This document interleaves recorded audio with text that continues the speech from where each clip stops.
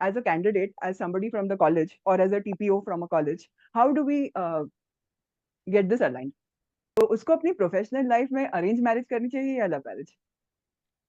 कौन से मोड़ में हमें टर्न करना है, कौन से मोड़ में हमें सीधे जाना है, कौन से मोड़ में शायद हमको थोड़ा रुक जाना है, ये भी डिसीजन जरूरी होती है। सो सर, एक जॉब और ये करियर के बीच का फर्क मुझे लगता है as a training and placement professional के जैसे एक सीवी, एक बायोडेटा और एक रेज्यूम के बीच का फर्क आना जरूरी है, तब मुझे पता चलेगा मुझे क्या बनना चाहिए।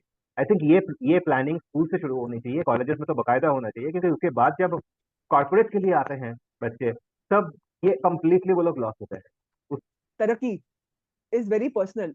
माय डेफिनेशन, मेरी सक्सेस की डेफिनेशन आपकी सक्सेस की डेफिनेशन है अलग होगी। तो वो कहती हैं success is as personal as a toothbrush. Sir, work life balance के बारे में आप क्या कहना चाहेंगे? अगर मेरे पास कोई हॉबी नहीं है तो मैं रिज्यूमे में क्या लिखूं? सर, एक बहुत इंपॉर्टेंट सेगमेंट होता है एप्लीकेशन फॉर्म का, एक्सपेक्टेड सैलरी। सर, क्या लिखूं आप जितना दोगे। टेल मी इंटरव्यू अबाउट में योरसेल्फ। पूछने के लिए? Tell me about yourself and what have you to say about अपने आप को आज से 5 साल बाद आप कहाँ देखते हो? मैं सर्टिफिकेट का जुगाड़ कर सकती हूँ? आपका आपका KRA बोलिए, KPI बोलिए, क्या होता है? नंबर ऑफ प्लेसमेंट या number of students who are gainfully placed? Sir, 100% placements is rubbish.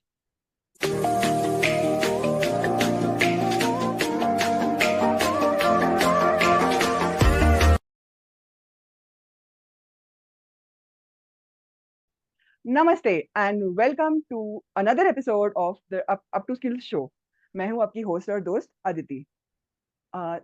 A big shout out to Up to Skills for this initiative of getting an alignment between campus and corporate, between companies, careers, and candidates. Today we have with us Mr. Sanjeev Lahiri, with more than 30 years of experience in talent management, talent development, human resources, learning and development, and more. He is recent awardee of the World HR Congress Awards, and he is the CHRO of GRP Limited. Okay, so Sanjeev sir, क्या हम start कर सकते हैं? हाँ बिल्कुल, तो start कर सकते हैं, लेकिन एक चीज है, what I am feeling is like West Indies के पिच में मैल्कम मार्शल के सामने द फर्स्ट बॉल, क्योंकि we know each other Aditi, but the रुतबा that you have in the TPO or in the campus and corporate field, so I'm really under pressure. 25 years grooming candidates, grooming careers, making them ready is not joke. So indeed a privilege to be talking to you, and Shivam, Up to Skills, thank you so much for this opportunity.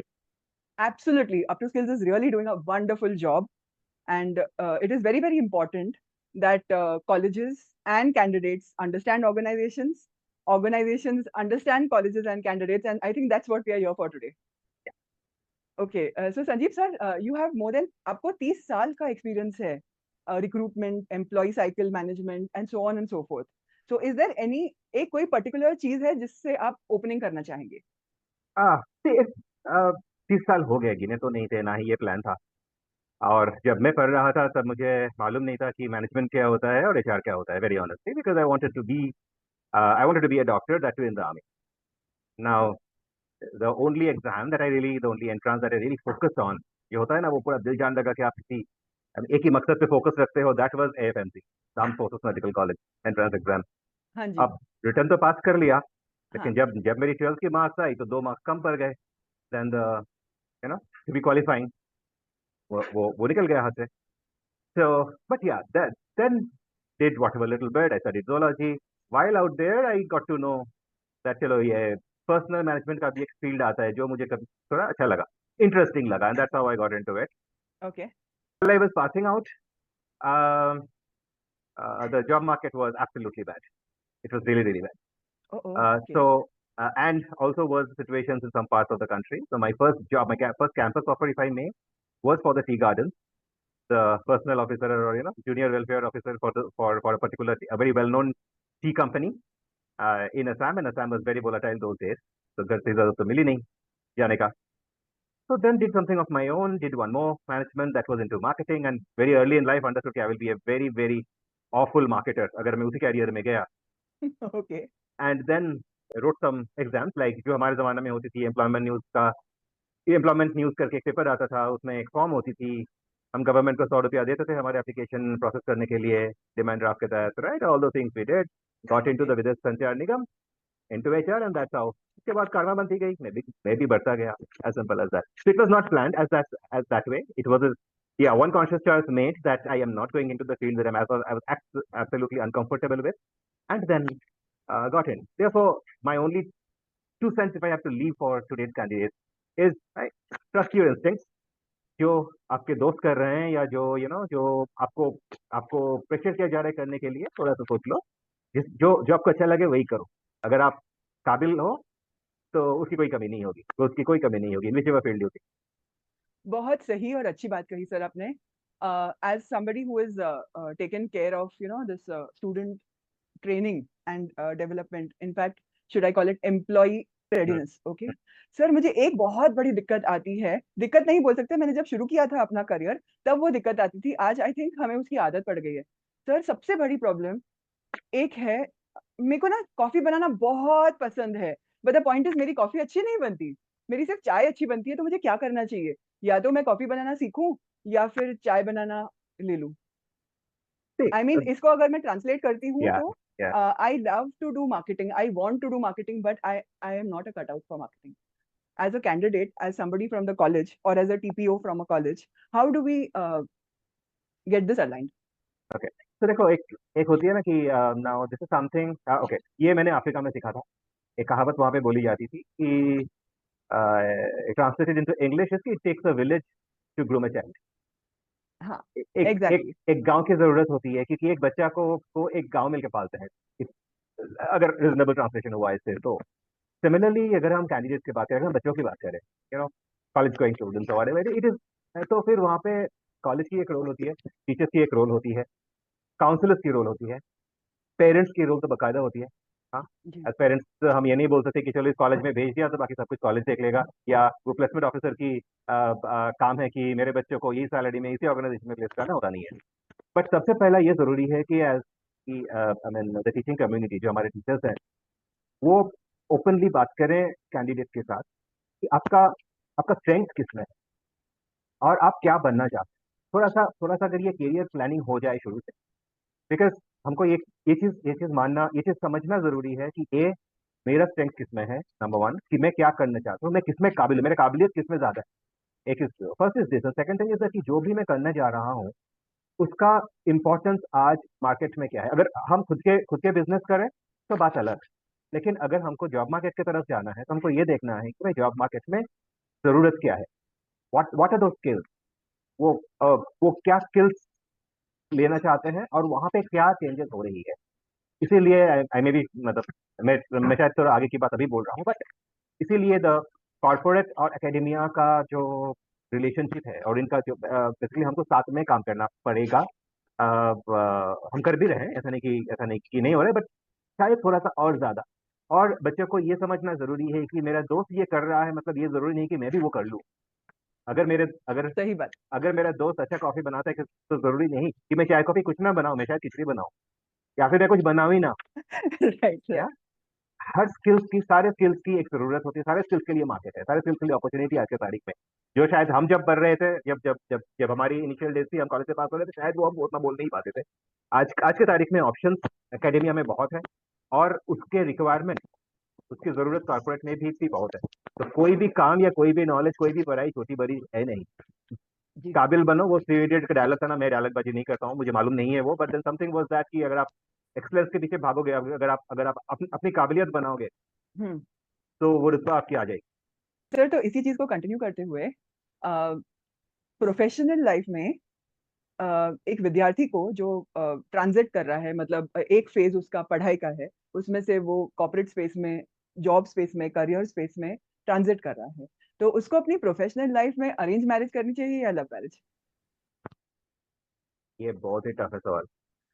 हाँ, I know tough सवाल है, पर शायद I mean आपका इतना 30+ years का experience है, आपने हर एक टाइप के कैंडिडेट को, हर एक टाइप के एबिलिटी को हायर किया है, एंट्री लेवल भी हायर किए, सीनियर पोजीशंस भी हायर किए, लोगों को आते देखा है, जाते. तो हैविंग सेड दैट, आपको क्या लगता है? I mean I personally believe, I tell my students, boss arrange marriage करो, भी आपको ऑलरेडी पता है आप किस में जा रहे हो, आपको पता है आप क्या एक्सपेक्ट कर सकते हो, आपको पता है कि आपकी लाइफ कैसी होने वाली है, और अगर आप उस चीज को एक्सेप्ट कर सकते हो तो ही उस प्रोफेशन में या उस ऑर्गेनाइजेशन में स्टेप इन करो। ये एक्चुअली मैं थोड़ा मजाक कर लिया, लेकिन लेकिन ये ये बहुत ही इंपॉर्टेंट सवाल है। मैंने सिर्फ लोगों को बढ़ते या गिरते नहीं देखा है, मैंने खुद भी गया है। सारे जो भी लोग प्रोफेशन में होते हैं, उतार चढ़ाव जिंदगी की एक अहम हिस्सा होता है। एब्सोल्युटली। तो और सिर्फ सिर्फ प्रोफेशनल लाइफ में नहीं, आई मीन निजी जिंदगी में भी तो होती है ना। तो मैं ये बोलना चाह रहा हूँ कि देखो, अगर आपको लव मैरिज की ऑप्शन मिल जाए, आपको वही नौकरी मिल जाए, आपको आपको वही ओपनिंग मिल जाए कि जहाँ पे आप जाना चाहते थे, हम्म। आपको वही रोल मिल जाए जहाँ पे आप जाना चाहते थे।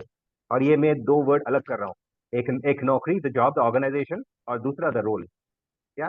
क्योंकि एंड ऑफ द डे मुझे ऑर्गेनाइजेशन तो मिल गया, लेकिन मुझे वो रोल नहीं मिली।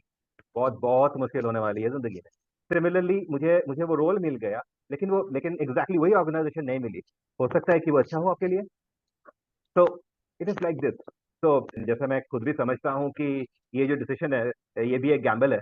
सिमिलरली जी। Similarly getting into your job, आपके आपका फर्स्ट जॉब जो होने वाला है, वो भी शायद एक गैम्बल है। आगे क्या होगा फ्यूचर हम किसी को नहीं मालूम। लेकिन अगर हम इन्फॉर्म जाए, अगर हम जैसे जैसे जैसे आपने बोला दीदी, कि अगर हमको मालूम है कि यही ऑर्गेनाइजेशन है, इस ऑर्गेनाइजेशन में मुझे ऐसा रोल मिल रहा है, तो हम आज के जमाने में तो रिसर्च कर भी सकते हैं कि ऑर्गेनाइजेशन कैसा है, उसमें ये रोल कैसा हो सकता है। हम प्रिपेयर्ड होके जाएंगे वहां। और ऐसा नहीं कि हम एक ऑर्गेनाइजेशन में शुरू करें और उसी में खत्म करें। अपने कैरियर के स्टेजेस आती है, हर स्टेज में हमको डिसीजन लेना होता है कि इसके बाद हम क्या करें। जरूरी नहीं कि हम एक जगह में घुस गए और वहां से हम चलते गए। चलते हम जरूर जाएंगे, लेकिन किस राह पे चलेंगे वो डिसीजन हमारी है। कौन से मोड़ में हमें टर्न करना है, कौन से मोड़ में हमें सीधे जाना है, कौन से मोड़ में शायद हमको थोड़ा रुक जाना है, ये भी डिसीजन जरूरी होती है क्योंकि। तो एब्सोल्युटली सर, एब्सोल्युटली तो 100% सच बोला। तो अपने ऊपर यकीन रखो, अपने काबिलियत के ऊपर यकीन रखो। जो भी सिचुएशन आ रहा है आप उसको फेस सही बात है, कहावत it's not always about abs, it's also about abilities. करो। या क्वेश्चन मेरे पास आपके लिए 3 सवाल है जो एक स्टूडेंट हमेशा या तो सोचता है, कुछ लोग पूछ पाते हैं, कुछ नहीं पूछ पाते हैं, और अगर पूछ लिया तो कभी कभार सही जवाब मिलता है, कभी कभार नहीं मिलता है। ओके। सो सर, एक जॉब और ये करियर के बीच का फर्क मुझे लगता है as a training and placement professional के, जैसे एक सीवी, एक बायोडेटा और एक रेज्यूम के बीच का फर्क आना जरूरी है, तब मुझे पता चलेगा मुझे क्या बनना चाहिए। उसी तरह से एक जॉब और एक करियर के बीच sir, as a senior human resource professional. आज मैं क्या करता हूँ, आज मैं जीआरपी लिमिटेड में एक रिस्पॉन्सिबिलिटी, एक दावित्व निभाता हूँ। दैट इज माई जॉब, वो मेरा काम है। मैं जो एकदम सिंपली अगर मैं बताऊं, तो मैं जो काम कर रहा हूँ, जिसके लिए मुझे तनख्वाह मिलती है। मैं ऑफिस जाता हूँ तो मैं दिन इससे शुरू करता हूँ, इससे खत्म करता हूँ, दूसरा दिन जाता हूँ तो ये मेरा डिलीवरेबल है, जिसके ऊपर मुझे सवाल पूछा जा सकता है, जिसके लिए जिसकी जिम्मेदारी मेरे पे है, वो मेरा काम है। That is my job, right. Career is, जब मैं शुरू किया था, मैं एचआर में घुस गया था, क्योंकि ऑप्शन नहीं थी। मार्केटिंग में मैं जाने का मेरे काबिलियत ही नहीं। तो जी। थोड़ा बहुत जो जो पढ़ा था वही नहीं। लेकिन उसके बाद मैं क्या बनना चाह रहा हूँ, क्या क्या मेरी जर्नी कैसी रही, और मेरा वो मकसद प्रोफेशनल लाइफ में क्या बनना था, hmm. That is my career. Career is always long term, career is a definite, even more, career is a lifetime. Job is, मैं आज क्या कर रहा हूँ, कल शायद मैं कुछ और भी करूँ। लेकिन अगर मेरा वो मकसद ठीक है कि अगर मेरा मेरा मेरा मेरा कैरियर, मेरी जर्नी, मेरी प्रोफेशनल लाइफ की जो जर्नी है, ये जर्नी ऐसी होनी चाहिए, दैट इज माई। जी। जब एज अ स्टार्टर शुरुआत करने के टाइम पे हम बेशक बोले मुझे जॉब चाहिए, बट हमारा दूर फोकस और लॉन्ग टर्म फोकस करियर होना चाहिए। और हम जो जॉब्स उठाते हैं, जो ऑर्गेनाइजेशंस, कंपनीज उठाते हैं, जो रोल्स उठाते हैं, वो अल्टीमेटली स्टेप बाय स्टेप हमें हमारा करियर प्रोग्रेशन की तरफ लेके जाना चाहिए। मेरा कैरियर करेक्ट। बहुत खराब है, क्योंकि ये मैंने बच्चों को बोलते हुए सुना है। या मेरे तो कैरियर तो अब तक बन या नहीं पाई। तो मेरा दूसरा सवाल बच्चे को वही होता है कि ठीक, आप बनने क्या चाहते हो। And most of the time वो लोग जवाब मुझे यही देते हैं, जो काम वो अभी कर रहे हैं। तो आप तो बन गए ना। आई नो सर, आजकल एक्चुअली इतना सारा एक्सपोजर है यंग जनरेशन को, करंट पीढ़ी को, आने वाली पीढ़ी को। कभी कभी मुझे लगता है वो इन्फॉर्मेशन ओवरलोड हो जाता है, कभी कभी वो लगता है मुझे इन्फॉर्मेशन जितनी है उतनी डाइजेशन नहीं होती है। तो कभी कभी क्या होता है, we get out the wrong और द इनकरेक्ट, जो जो हमें उससे लेना चाहिए वो उसके उसको छोड़ के हम और कुछ ले लेते हैं। ऐसा नहीं इसीलिए कि वो ना गलत है, लेकिन शायद वो उस मोमेंट के लिए नहीं हो। बिल्कुल बिल्कुल नहीं, आपने आपने बहुत ही सही पॉइंट लाया Aditya, thank you for doing this. और इसलिए मैं सोचता हूँ कि शायद हमारे कॉलेजेस के ऊपर ये रिस्पॉन्सिबिलिटी काफी ज्यादा आ जाती है कि कम से कम देखो, कोई अगर इंजीनियरिंग में घुस गए या कोई अगर एमबीए करने के लिए आ गए, मेरे ख्याल हम्म से एटलीस्ट मैंने वो जो प्लान, और सिर्फ नॉट ओनली कॉलेज में, ये मेरे ख्याल से स्कूल हाई स्कूल से होना चाहिए, एक something that we call as a career exploration and career planning. Right क्या सर। ऑप्शन, जो मेरे स्ट्रेंथ है, जो मेरे लाइकिंग्स है, उसके हिसाब से मैं क्या क्या ऑप्शन हो सकता है मुझे आज के तारीख में।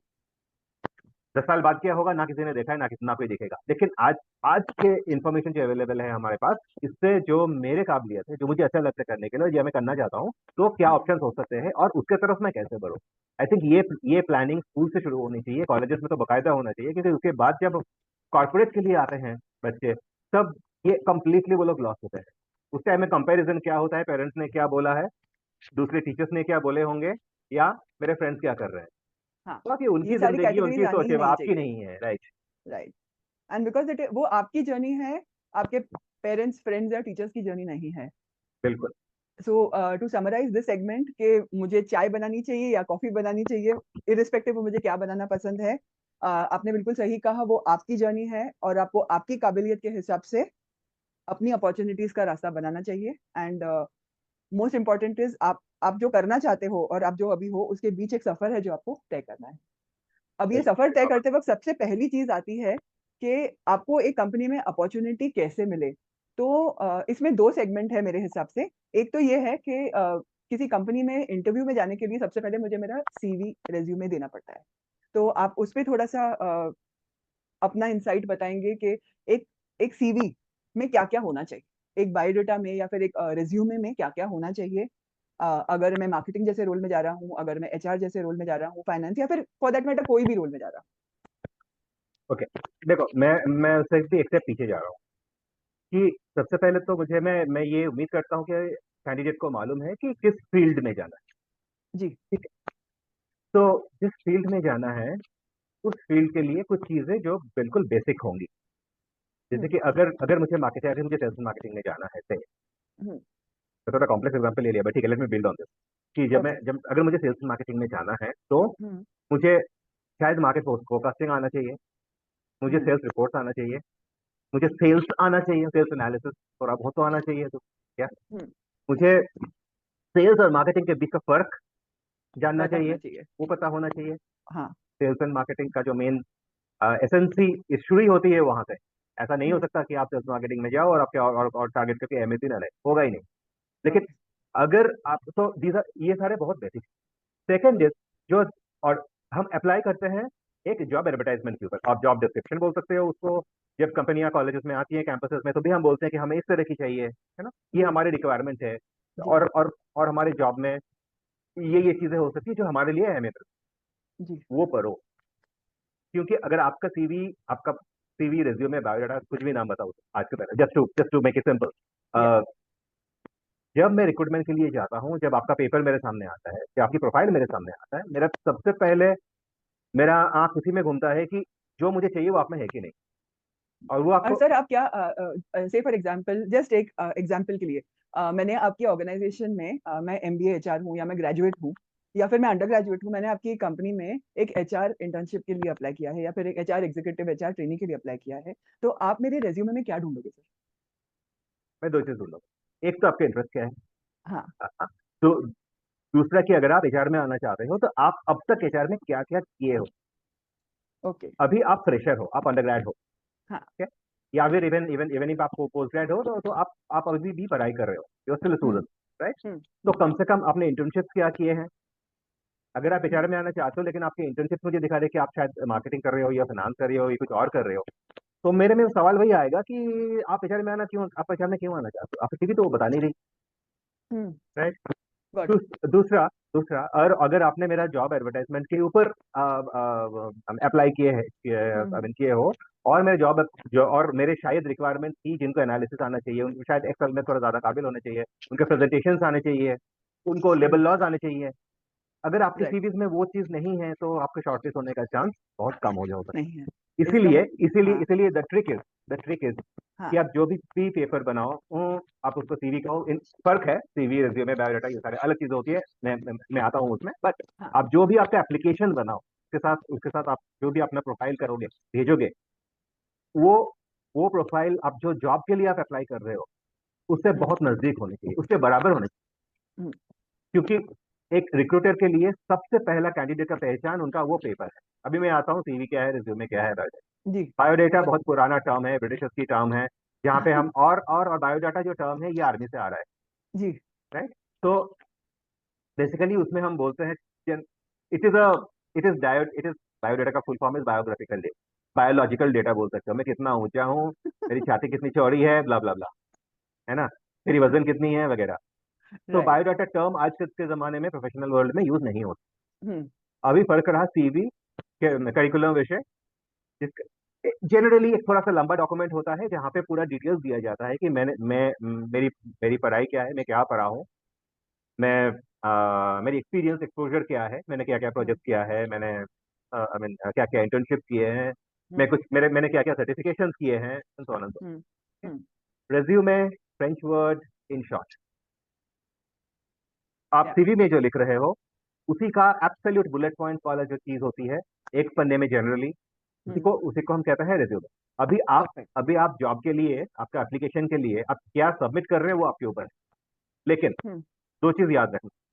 एक, उस जॉब की जो जरूरत, आप जो भी पेपर सबमिट करो, उस जॉब की जो जरूरत है वो आपके पेपर में होने चाहिए, शॉर्टलिस्ट होने के, सीवी शॉर्टलिस्ट होने के लिए सबसे पहले। अगर आपका पेपर ही शॉर्टलिस्ट नहीं हुआ तो आप तो इंटरव्यू तक भी नहीं पहुंचोगे, या नेक्स्ट स्टेज तक तो आप करेक्ट, जाओगे ही नहीं। करेक्ट, वन सेकंड, कि अगर आप सीवी सबमिट कर रहे हो हुँ, या फिर आप रेज्यूमे सबमिट कर रहे हो, आप उसमें ये बताओ कि आपको ये जॉब के लिए क्यों चुना है, आपका ऑब्जेक्टिव क्या है, आपके हुँ, मकसद क्या है इस जॉब पे अप्लाई करने के। हुँ, इसीलिए मेरा छोटा सा टिप सबके लिए है, to all job seekers, even even if they are professionals, अगर वो आप मिड करियर प्रोफेशनल भी हो, और अगर आप जॉब ढूंढ रहे हो, या फिर आप फ्रेशर हो, आप अभी जॉब मार्केट में आना चाहते हो, एक सीवी से मेरा काम चल जाएगा और उसी को मैं कॉपी करके सारे जगह चेपता रहा हूँ, उसे नहीं होने वाला है भाई। That is first thing. Correct, correct, your CV should be as per the requirement of the job, number one.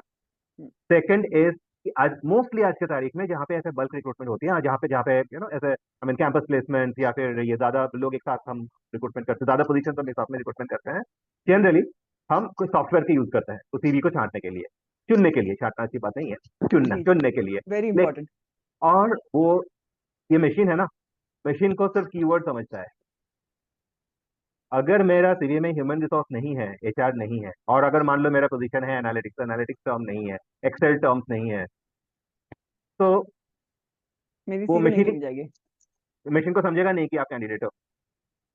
तो फोकस ऑन द कीवर्ड, और हर जॉब के लिए स्पेसिफिक कुछ कीवर्ड रिक्वायरमेंट होती है। हुँ, सही बात, तो I think and this is maybe I am putting it back to the academia probably, कि यहाँ पे the placement teams, the colleges, the professors may have a little role to play, कि कैसे कैसे ये है, ये आप बच्चों को आप सिखाओ कि अगर आप ये पढ़ने आए, अगर आप मान लो आईटी पढ़ने आए हो और आपका फर्स्ट लेवल ऑफ जॉब जैसे होना हो रहा है, हुँ, तो आपका हुँ, सीरीज में दीज आर द कीवर्ड। या बिकॉज़ मैं अपने स्टूडेंट्स को जब ट्रेन करती हूँ, इनफैक्ट मैं प्रोफेशनल्स को भी ट्रेन करती हूँ इन चीज़ों पर, तो उनको एटीएस कंपैटिबिलिटी के बारे में हम हमेशा बताते हैं। बिकॉज़ व्हाटएवर आई अंडरस्टूड जो आपने कहा, वो तो एकदम सच है और उसके अलावा एटीएस वो मशीन जो जो सॉफ्टवेयर आप बात कर रहे हो जहाँ तक मेरा ख़्याल है, वो इमेजेस, कलर्स वो सब नहीं पहचानता। वो स्पेसिफिक फ़ॉन्ट्स पहचानता है, स्पेसिफिक कीवर्ड्स पहचानता है and so on and so fourth. I have worked with 2-3 colleges so far and there is a lot of बहुत सारी चीज़ें, बहुत सारी इन्फॉर्मेशन मुझे आप जैसे सीनियर प्रोफेशनल से मिलती है तो मैं मैनेज कर पाती हूँ कि स्टूडेंट्स को बताना प्री रिक्विजिट्स बताना या फिर क्या उनकी लाइफ में आगे आने वाला है, इंटरव्यू में क्या होने वाला है एक्सेट्रा उनको बताना। बट बहुत सारे ऐसे कॉलेजेस हैं जिनको ये एक्सपोज़र टीपीओज़ को ही नहीं है सर आज की तारीख में। मैं मेरे प्रीवियस ऑर्गनाइज़ेशन में जो न्यू आई है उसको एटीएस ही पता नहीं है, लेकिन वो टीपीओ है। हालाँकि 6-7 साल का एक्सपीरियंस है उसका रिक्रूटमेंट में, फिर भी उसको नहीं पता, फॉर एग्ज़ाम्पल। तो व्हाट शुड ये ट्रेनिंग एंड प्लेसमेंट ऑफिसर्स को सर हम किसी और को कुछ सिखाने से पहले अपने आप को सिखाते हैं, अगर हम अपने आप को नहीं सिखाएंगे तो किसी और को, स्टूडेंट्स को या किसी को सिखाना बहुत डिफिकल्ट है। तो sir any 2-3 things that you think is very important कि टीपीओज ने ध्यान रखनी चाहिए, बिकॉज मैं ऑर्गेनाइजेशन से एक्सपेक्ट करूँ उससे पहले मुझे वो इनिशिएटिव लेना होगा, तब जाके मेरी कॉलेज, वो बोलते हैं ना an educated mother educates the family, अगर टीपीओ ही अवेयर नहीं होगी तो वो क्या ही बच्चों को बोलेगी, क्या ही अपने सीनियर्स को बोलेगी और क्या ही कंपनीज को बोलेगी। So your top 3 messages for the TPOs के उन्हें अपने आप को डेवलप कैसे करना चाहिए ताकि वो एक अच्छा, what you say, bridge the gap between और align the route between students, colleges and. Real bouncer, because अभी अगर मैं कुछ बोलने जाऊँ तो मैं रिटायर्ड हार्ड होने के बहुत चांस नहीं सर, बट ये बहुत इंपॉर्टेंट है, है। बिकॉज हमें अप टू स्किल्स ने ये चांस दिया है कि हम ज्यादा से ज्यादा लोगों तक पहुंच के, स्पेशली कॉलेजेस से, विद्यार्थियों से, कंपनीज तक पहुंच के उनसे बात करके, उनकी बातें समझ के अपने आने वाली पीढ़ी की लाइफ थोड़ी सी आसान कर दे। देखो, ये मैं सिर्फ सीपीओ को नहीं बोल रहा हूँ, ये मैं पूरा एकेडमिया को बोल रहा हाँ जी, हूँ। कहिए। और इन पर्टिकुलर हम हमारे देश में बात करें तो मैं हमारे देश के एकेडमिया को ही ये बात कह रहा हूँ कि ऐसा नहीं है कि एकेडमिया को सारी चीजें मालूम है। एकेडमिया को एकेडमिक से मालूम होंगी, बिल्कुल मालूम होंगी, जो कॉर्पोरेट में हमको उतना मालूम है, बिल्कुल। 100%। लेकिन लेकिन कॉर्पोरेट में क्या हो रहा है, ये अब सिर्फ कॉर्पोरेट्स को पता है। ये कॉर्पोरेट को पता है। जी। और और और मैं बहुत बार ये सुनता हूँ कि नहीं, हम तो इंटर्नशिप में भेजते हैं बच्चे को। आप 60 दिन, उसमें भी वीकली ऑफ या हॉलीडेज, बच्चे को आप भेज रहे हो वहां पे, ठीक है। इंटर्नशिप बच्चे बच्चे की जिंदगी में एक बहुत अहम भूमिका निभाती है, बिल्कुल। बट हम्म। उनमें तो ये मेच्योरिटी है नहीं, ये जानने के लिए कि मैं अगर यहाँ पे दोबारा एज एप्लीकेंट बन के आऊँ तो हम्म। मुझे क्या मिल, तो मुझे कैसे पेश आना है। हम्म। और बाकायदा आपने ऐसा कहा कि ये पूरा एकेडेमिया की रिस्पॉन्सिबिलिटी है, ये पूरी पूरी कॉलेज की जिम्मेदारी है, ये मैं समझ। हम्म। नया रिक्रूटमेंट कैसे होती है, अगर प्लेसमेंट टीम को ये नहीं मालूम तो थोड़ा टाइट है। कभी कभी ऐसा होता है कि अगर मान लो मैं कोई भी कॉलेजेस को या फिर कोई टीपीओ को अगर मैं ये बताऊं, देखो मेरे पहचान में एक ऐसा है, यहाँ हम्म। पे जहाँ पे ऐसा ओपनिंग है, तो अगर आपके पास कोई ऐसे बच्चे हैं इसी फील्ड के, तो आप चले जाए की बात करते हैं। तो अगर मान लो मेरी मेरी कोई पहचान की ऑर्गेनाइजेशन में या फिर कोई मेरी मेरी सर्कल में अगर कोई पूछे कि अगर अगर कोई इंटर्न ऐसा है तो आप भेज सकते हो। मैं अगर कोई टीपीओ को वो पूछूं कि भाई अगर आपके पास ऐसा कोई है जो इंटर्नशिप ढूंढ रहे हैं बच्चे, आप उनके जो सीवीज आप मुझे भेज दो, बस। क्या सवाल आता है मेरे पास, नहीं आप जेडी भेजो, आप उस कंपनी का पूरा डिटेल्स दो। क्वेश्चन जायज जायज है। हम्म। और सबसे बड़ी बात, स्टाइपेंड कितना देंगे, इससे नीचे हमारे स्टाइपेंड का रेंज ऐसा है। मैं वहां पे थोड़ा रुक जाता हूँ। एक तो ये जो हो रहा है ये रिलेशनशिप पे हो रहा है। जी। दूसरा, अगर आप टाइप इंटर्नशिप के पहले ही अगर आप, अच्छा, अगर आप इंटर्नशिप ला पाते तो आपके बच्चे आज ढूंढ नहीं रहते होते। जी। एंड थर्ड, अगर आप बोल रहे हो कि आई मीन बात जब शुरू हो रही है तभी आप बोल रहे हो कि हमारा स्टाइपेंड का रेंज या हमारा इनिशियल ऑफर्स का रेंज ऐसा हो रहा है, तो आप क्या बोल रहे हो, अगर मैं उतना ना दूं तो मैं आपके कॉलेज में जाऊं ना, आपके बच्चे बैठे रहेंगे। हाँ, बिकॉज बहुत बड़ी लाइन लगी है। यस, इसीलिए मेरे ख्याल से थोड़ा सा रेलिवेंट, मैं ये नहीं बोल रहा हूँ कि उनको एटीएस मालूम होना चाहिए, उनको ये मालूम होना चाहिए कि आज दुनिया एटीएस से भी आगे चली गई। और या फिर एटीएस भी आज इतना डेवलप्ड है कुछ ऑर्गेनाइजेशन को थ्रू प्रेडिक्टिव एनालिसिस। हम्म। ऑर्गेनाइजेशन को ये भी मालूम, ये भी कितना सही है कितना गलत वो बात अलग है, बट ये प्रैक्टिस में है कि अगर मैं एक प्रेडिक्टिव एनालिसिस लगाऊं किसी का सीवी के ऊपर कि हम्म। कोई बच्चे का प्रोफाइल के ऊपर, तो वो मेरा फर्स्ट जॉब के लिए भी कितना फिट है, और उसकी लॉन्जिविटी, उसकी उसकी टेन्योर मेरे कंपनी में कितनी हो सकती है, हम्म। वो मुझे मशीन बता रही है। वंस अगेन, एथिकल है अनएथिकल है, क्या ये करना सही है गलत है, इसके ऊपर और एक दिन की अपनी अपनी आई गुफ्तगू नो। चलती रहेगी, लेकिन सच्ची। ये हकीकत है। हम्म। और इवन आप एटीएस छोड़ो, अगर एज एन इंडिविजुअली मेरे पास सीवी आता है, हम्म। और अगर मैं उसमें देखूं कि मुझे एनालिसिस चाहिए और बच्चे ने एनालिसिस की नहीं, मैं क्या उस कैंडिडेट को शॉर्टलिस्ट करूंगा? चांस बहुत कम होता है। रिलेशनशिप में कभी कभी हो जाती है, बट चांस बहुत कम है। मैं ये नहीं बोल रहा हूँ कि बच्चा काबिल नहीं है, शायद बच्चा ने लिखा नहीं सीवी में, या फिर कहीं और का सीवी दे दिया मुझे, कहीं और का मतलब किसी और पोजीशन का सीवी के ऊपर उसने अप्लाई कर लिया होगा। और मोस्ट इंपॉर्टेंटली, अगर उसको मालूम ही नहीं है तो उसका सीवी मेरे पास आना ही नहीं चाहिए था। करेक्ट। लेकिन सर यहाँ पर क्या हो जाता है, फॉर एग्जाम्पल जैसे आपने अभी कहा, ठीक है, मैंने मेरे सामने मैंने देखा है, मेरी एक टीम मेंबर, उसकी गलती नहीं थी, पॉइंट इज उसको एक्सपोजर नहीं था जहाँ उसने पहले काम किया था, उसको ये छोटी छोटी चीजें बताई नहीं या उसने जानी नहीं समझी नहीं। अगर एक एचआर टीम कॉल करती है, वो बोलती है कि हमें मार्केटिंग के लोग चाहिए, ओके, मैं XYZ कंपनी से हूँ, तो अगर वो टीपीओ इसी प्रोफेशन में, उसके अपने प्रोफेशन में है, तो जितना मैं जरूरी समझती हूँ कि उस टीपीओ को मार्केटिंग का बेसिक पता होना चाहिए, ओके, और फॉर हर टू, तो और अगर पता ना भी हो, पूछ तो पता लेना लगाओ। चाहिए, हाँ, पूछ लेना चाहिए। राइट। और दूसरा बात, उसको उस कंपनी के ब्रांड प्रोडक्ट सर्विसेज के बारे में थोड़ा बहुत आइडिया होना चाहिए, ओके, बट ये बहुत मिसिंग है। एंड कैसा है ना सर, अगर एक पर्टिकुलर, अगर मेरे पास कुछ नहीं है या मेरा कुछ कम है, तो वो मुझे एक्सेप्ट करने में शर्म नहीं आनी चाहिए, because unless I don't accept something I will not grow. तो ये बहुत सही एक बात है। मैंने मैंने देखा है बहुत सारी जगह पे टीपीओज में, ये परेशानी देखी है मैंने। एंड ये परेशानी फिर बच्चों में कॉम्प्रिहेंड हो जाती है, एंड वो इंटेंशनल नहीं होता। कोई टीपीओ ये नहीं चाहती कि उसके बच्चे कंफ्यूज अपियर हो, कोई नहीं चाहती ऐसे, बट वो अपेरेंटली हो जाती है बिकॉज वो उसको खुद नहीं पता। नो ये ना रीति, ये मैं और ज्यादा कैंडिडेट के ऊपर ये जिम्मेदारी दूंगा। सीपीओ का, करेक्ट, करेक्ट। सीपीओ देखो, एंड ऑफ द डे जिंदगी किसकी है? हमारी है। हाँ, अगर मैं कोई इंटरव्यू के लिए जा रहा हूँ तो उस इंटरव्यू का प्रिपरेशन मुझे भली भांति करना चाहिए। ऐसा नहीं कि मैं एकदम पूरा रट के गया कोई सवाल, नो। हम्म, लेकिन मैं कहाँ जा रहा हूँ, कंपनी क्या करती है, वो जानना बहुत जरूरी है। मेरा जॉब रोल क्या है वो जानना। और आज का सोशल मीडिया का जमाना है, आज के बच्चे हमसे कहीं गुना काबिल है ये सोशल मीडिया और ये इन्फॉर्मेशन निकालने में। 100%, बट 100%। उतना स्टेप खुद के लिए लेना चाहिए। तो अभी अभी यह है कि जब मैं in my professional world, in my professional life, जब मैं इंटर्नशिप के लिए गया या फिर मुझे जॉब मिल गई, ये मेरा फर्स्ट जॉब है, हम्म, वहां पे खुद को एस्टेब्लिश करना कि हम्म, क्या, वो तो मेरे हाथ में है। जी, क्योंकि ऑर्गेनाइजेशन में, जब मेरे फर्स्ट जॉब में, एक तो चलो घर जैसा माहौल मिलेगा नहीं कभी, ये हकीकत है। हम्म, और वहां पे सिर्फ मैं अकेला नहीं हूँ, मेरे साथ और भी लोग आए होंगे। हम्म, तो एक ओवरऑल कंपटीशन, नॉट कंपटीशन, एक ओवरऑल क्या बताऊँ मैं, कंपैरिजन हो ही जाता है। हम्म, मैं क्लास में फर्स्ट आता था, हम्म, जरूरी नहीं है कि मैं मेरा जॉब में भी हमेशा मुझे अवार्ड मिलता है, नो। जी, मैं स्कूल में फर्स्ट आता था, लेकिन मैं कॉलेज में मेरे ग्रेड्स उतने अच्छे नहीं गए to be able to understand कि ये ये ये पिच थोड़ा अलग है। मैं स्पिन अच्छा खेलता हूँ, हम्म, लेकिन ये ट्रैक तो अभी ग्राफी है ना, इस ट्रैक में तो बाउंस हो रहा है। जी, तो वो बाउंस को भी खेलने का काबिलियत मुझे खुद में नहीं। जी, ये जो अपने इंडिया टीम की हाल होती थी पहले, जब हम बाहर जाते थे और पूरा हार हाँ, के आते थे, बिल्कुल, बिल्कुल। ये एग्जैक्टली जिंदगी भी ऐसी है।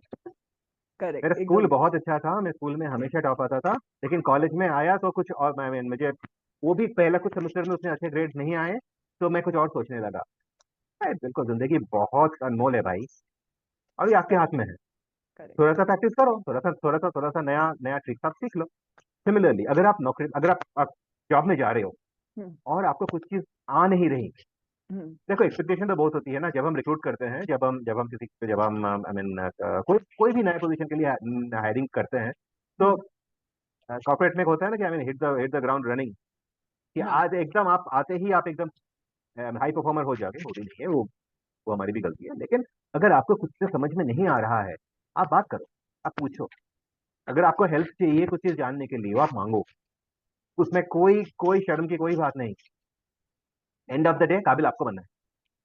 एंड ऑफ द डे जो प्रूव करोगे अपनी काबिलियत, वो आपको करनी है, आपकी दोस्त नहीं करने वाला। और अगर आपका दोस्त प्रूव कर दिया तो वो काबिलियत उनकी होगी, आपकी नहीं। सर मेरा ऐसा मानना है कि मैं आईआईएम से पढ़ूं या फिर कोई 2 टायर से पढूं या 3 टायर से पढूं, ठीक है, ये जो हिट द ग्राउंड रनिंग वाला कंसेप्ट है, जो बहुत कॉर्पोरेट्स में है भी और बहुत कॉर्पोरेट्स में थोड़ा मॉडरेट लेवल पे है, ये एक्चुअली कोई भी डिग्री मेरे को सिर्फ गेट पास देती है, प्रॉब्ली मेरे सीवी को थोड़ा सा गेट पास देती है, बट उसके beyond it is what I do, what I bring to the table, and not what exact, my paper brings to the table. Absolutely, absolutely. और इधर मैं कंट्रोवर्शियल बात बोलना जा रहा हूँ, इसलिए कंट्रोवर्शियल बोल रहा हूँ क्योंकि बहुत एट टाइम्स रिक्रूटर्स में भी ये बात हो जाती है। IIT, IIM, hmm, with all due respect to those institute, they are, ये ये दुनिया के सबसे, आई मीन, अव्वल नंबर पे आते हैं these institute, and we are proud of it, no correct, question. जिन लोगों ने कैच, या जिन लोगों ने वो आईआईटी जेई पास करके गए हैं, बिल्कुल काबिल बंदे हैं। लेकिन मेरा सवाल एक है, आपने वो एग्जाम पास कर लिया, उस काबिलियत से आपने सैकड़ों हजारों को लाखों को अपने पीछे रखा, उस एग्जाम में आपने आप अंदर आ गए, आप आईआईटी से डिग्री ले लिए, कोई प्रॉब्लम नहीं। But as you rightly said, ये आपका गेट पास बना, शायद आपको बालकनी की सीट मिल गई, जो आप ही के दोस्त सेम स्कूल में, शायद उनका ग्रेड आपसे अच्छा होता था, वो शायद आईआईटी में नहीं जा पाए, उनको उनको उनको उनको शायद वो बालकनी नहीं मिलेगी, सेम ऑर्गेनाइजेशन में हो सकता है, और ये होता है, हम्म, हकीकत है। हम्म, लेकिन ऑर्गेनाइजेशन में जाने के बाद जब भी आपको मिल जाती है वो पोडियम, पोडियम में प्रूव करने का जिम्मेदारी आप पे है। आपका certificate is not relevant any more. आगे आगे correct. आगे कुछ साल तक शायद ही आपके साथ देगी, लेकिन आप अगर खुद को प्रूव नहीं कर पाए अपने लाइफ में, अपने प्रोफेशनल लाइफ में, तो फिर वो पीस ऑफ पेपर तो फिर वो शायद हेल्प नहीं करे। शायद आपकी तीसरी जॉब में भी तो आ जाए, अच्छा ये आईआईटी का, ये आईआईएम पास आउट है, but the importance of that word actually, इत्तेफाक से आज की तारीख में भी होता है कि बच्चा वो, and I mean I don't know what to say, but अभी भी even for for mid management positions या अपना सीनियर मैनेजमेंट पोजीशन में भी मैं देखता हूँ कभी कभी, from this institute, okay.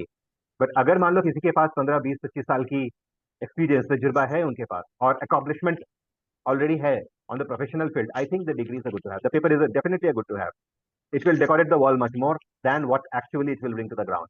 Absolutely. और लाइफ का अपॉर्चुनिटी हर दिन आता है, तो तो ऐसा कुछ नहीं, जैसे कि अगर मुझे एफएमसी नहीं मिला, डॉक्टर बनने की ख्वाब मेरी ख्वाब ही रह गई, हम्म, बट क्या जिंदगी खत्म हो गई है? नहीं, कम से कम आप लोगों से बात तो कर रहा हूँ। करेक्ट। एब्सोल्युटली 100%। सर अभी थोड़ा सा हम अपना दायरा टिल्ट करते हैं। अभी तक जी हमने बात की, अपने सुनने वाले को बताया कि पहले पहले उसमें कि चाय बनानी, कॉफी बनानी, किसकी काबिलियत है, कहाँ जाना है, कैसे प्रिपेयर करना है, प्रिपेयर करने के बाद और कंपनी में पहुंचने तक आपका रेज्यूमे, आपकी चॉइसेस, आपकी प्रिपरेशन, उसमें बच्चों का अपना रोल, उनके माँ बाप का रोल, उनके टीपीओस का रोल और उनके कॉलेज का रोल, हमने ये सारी चीजें कवर की। अब आते हैं, मेरे को इंटरव्यू का कॉल आ गया है, जी। अब मुझे क्या तैयारी करनी चाहिए? सब सबसे पहले तो बहुत शुक्रगुजार होने चाहिए कि मुझे कॉल आया। 100%। ग्रेटिट्यूड हेल्प नीड्स, क्योंकि एब्सोल्युटली। आपको आपको कॉल आया है, शायद सैकड़ों आपको कॉल नहीं आया।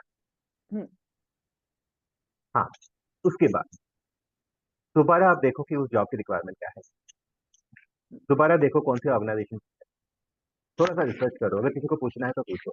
और वंस अगेन, सोशल मीडिया में सबसे आज बहुत कुछ चीजें ओपन है, खुला किताब है ये।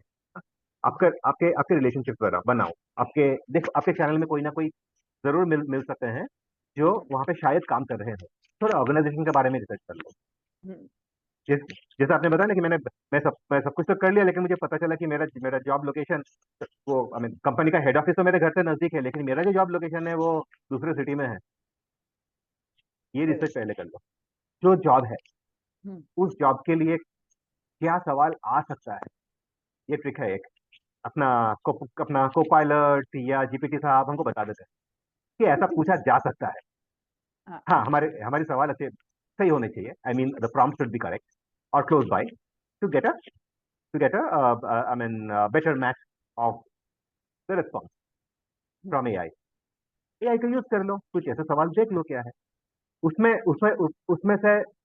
अगर आप ये निकाल सकते हो कि आप जिस डिपार्टमेंट के लिए हो, या फिर जो स्पेसिफिक जॉब रोल के लिए हो, उस जॉब रोल उसी में कंपनी का प्रोडक्ट क्या है, हम्म, और उसमें अगर कंपनी के चैलेंजेस आपको मालूम पड़ता है, थोड़ा सा रिसर्च करोगे ना, ये सब मालूम पड़ सकता है, आप गेस कर सकते हो। तो जनरली आप ये उम्मीद कर सकते हो कि सवाल मोस्टली मोस्टली उसी लाइन से जा सकते हैं। और हम्म। एक चीज है, आपने सीवी को पढ़ो दोबारा, अगर खुद ने नहीं लिखा है तो प्लीज खुद लिखो। सर एक सवाल बिफोर यू जी। कंटिन्यू, मेरी जिंदगी में, मेरी सीवी की जिंदगी में चैट जीपीटी का कितना रोल होना चाहिए और कितना नहीं? अगर मैं चाय बनाऊं, अगर मैं चाय, कोई कोई घर में आया और मैं चाय परोस रहा हूँ, ठीक है, तो कम से कम दो ऑप्शन है, तीन ऑप्शन से चलो। मैं खुद चाय बनाऊं, मेरे घर के किसी और से बनाओ, या अपना हम्म, जोमेटो स्विगी कर लो। ओके। पर उसी के पास आजकल शायद हम सिटीज में थोड़ा कम ही जाते हाँ जी। हैं, है ना। जो मुझसे मिलने आए वो शायद चाय में शक्कर नहीं लेते, ये ये चीज शायद मैंने स्विगी स्विगी जोमेटो वालों को नहीं बताया। हम्म, तो अगर मैं उनसे वहां से चाय लाया, तो परोसने के पहले एक बार टेस्ट तो कर लूंगा ना। करेक्ट। अगर मेरे घर में कोई बना रहे हैं तो उनको उनको शायद मैं बोल भी दूं, और अगर हमने नहीं बोला लेकिन हमको इन्फॉर्मेशन मालूम है, तभी तो थोड़ा एक बार टेस्ट तो कर लूं। हम्म। मेरे एब्सोल्युटली। तो एआई चैट जीपीटी हमको फ्रेमवर्क दे सकता है, अगर कंटेंट नहीं। कंटेंट नहीं। अब एग्जैक्टली। मेरी जिंदगी की कहानी उस मशीन को कैसे मालूम?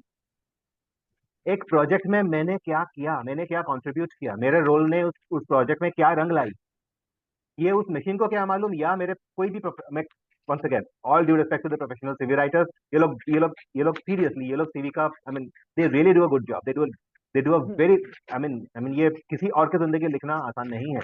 एब्सोल्युटली। तो दे really do a very very detail job in doing, but जिंदगी मेरी है। तो जो कहानी सामने मैं बैठ लिखूंगा। जो जो सामने बैठे हैं वो क्या बोलते हैं, वो ऐसा मुझे कर रहे हैं, किसी और का लिखा हुआ किताब से मुझे ऐसे तो कैसे करें? करेक्ट। और आई अगर होप जो हमें सुन रहे हैं वही बात सुन रहे हैं। चैट जीपीटी हमारी लाइफ में है, एआई हमारी लाइफ में है, और वो रहेगी, और हम उसे अच्छे तरीके से और सही तरीके से यूज करें। जैसे संजीव सर ने कहा, फ्रेमवर्क के लिए यूज करना ठीक है, लेकिन कंटेंट पे रिलाई करना, हमारी कहानी कोई और मशीन या कोई और टूल या कोई इंसान ना लिखे वही बेटर है, बिकॉज हमारी कहानी हमसे अच्छी कोई नहीं जाता। और सच बोलो, हाँ, सही बोलो, वही बात। सही बोलो। मैं उस प्रोजेक्ट में था, उस प्रोजेक्ट में और कितने बच्चे थे, कितने लोग थे उस प्रोजेक्ट में? नहीं, और 10 लोग थे। आपने क्या किया? नहीं, मैंने एबीसीडी किया। उसकी अहमियत क्या हुआ? नहीं। आपको क्या तकलीफ हुई करने के लिए? साइलेंस। करेक्ट।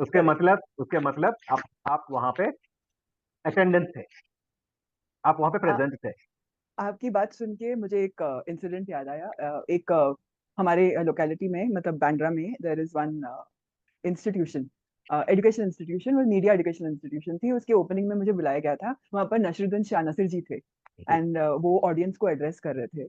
आजकल की एजुकेशन सिस्टम से मुझे बहुत परेशानी है। मैं अपने पीआर के लिए एक कैंडिडेट का इंटरव्यू ले रहा था, फ्रेशर का। Question one, answer one, question two, answer two, question three, answer three, question four. Sir, मेरे सिलेबस में नहीं था। या तो इसके बारे में आप कुछ कहना चाहेंगे? Absolutely. और ये होती है जिंदगी। अगर अगर आपने एचआर पढ़ा है और आपको, से फॉर एग्जांपल, आपने मैन पावर प्लानिंग का नाम नहीं सुना, मुझे दिक्कत है। तकलीफ कर। सच।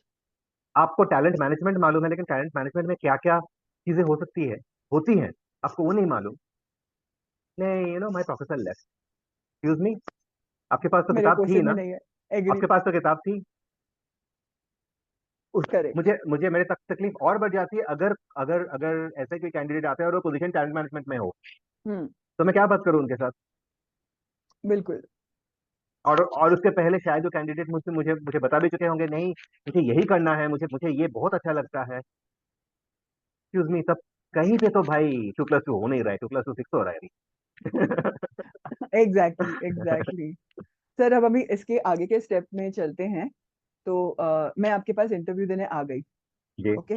तो पहली बात तो, एक ह्यूमन रिसोर्स टीम को, एक रिक्रूटमेंट टीम को एक इंटरव्यू ऑर्गेनाइज करने के लिए क्या क्या करना पड़ता है, और आपके अनुभव में कहाँ कुछ लैकिंग या कमी आ जाती है?